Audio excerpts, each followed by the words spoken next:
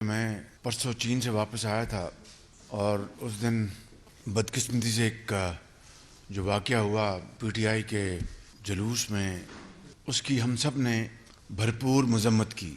کہ تشدد کی سیاست میں نہ کوئی جگہ ہے، نہ اس کو ٹالریٹ کیا جانا چاہیے۔ اور مجھ سمیت پورے پاکستان کے سیاسی زعماء اور زندگی کے ہر شعبے سے تعلق رکھنے والے فرد نے اس کی مذمت کی، اور میں نے وزارت داخلہ کو فی الفور حکم دیا کہ وہ اس کے اوپر بھرپور اس کی تفتیش کریں اور پنجاب حکومت کو اس حوالے سے جو بھی مدد چاہیے اس کے لیے ہم حاضر ہیں۔ باقاعدہ ان کو ہم نے آگاہ کیا، میں نے خود اپنے سیکرٹری سے بات کی، اور اس کے بعد پھر میں نے اپنا پریس کانفرنس اس دن ملتوی کر دی، اسی بات کے پیش نظر کہ یہ واقعہ جو ہوا ہے اس کے بعد مجھے پریس کانفرنس نہیں کرنی چاہیے۔ جو لوگ اس میں اللہ کو پیارے ہوئے، اللہ تعالیٰ ان کو جنت الفردوس میں جگہ عطا فرمائے،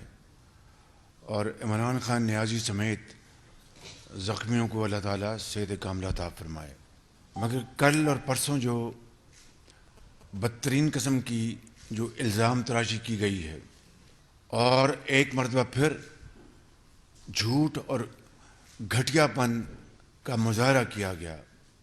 اور یہ کہا گیا کہ اس واقعہ کے پیچھے ایک سازش ہوئی ہے جو کہ وزیر اعظم شہباز شریف، انٹیریئر منسٹر رانا ثناء اللہ اور ایک ادارے کے ایک اہم افسر، تینوں نے مل کے کی ہے۔ یہ ایک بہت افسوسناک بات ہے، گو کہ یہ گھڑی ایسی ہے کہ سخت الفاظ سے پرہیز کرنا چاہیے، لیکن جب قوم کو مسلسل آپ اپنے جھوٹ، اپنی بدنیتی اور گھٹیا پن سے آپ قوم کو بری طرح آپ تباہی کے کنارے لے جانے کی ایک بہت ہی افسوسناک حرکتیں کر رہے ہوں، تو پھر میرا بھی فرض ہے اور ہر اس فرد کا فرض ہے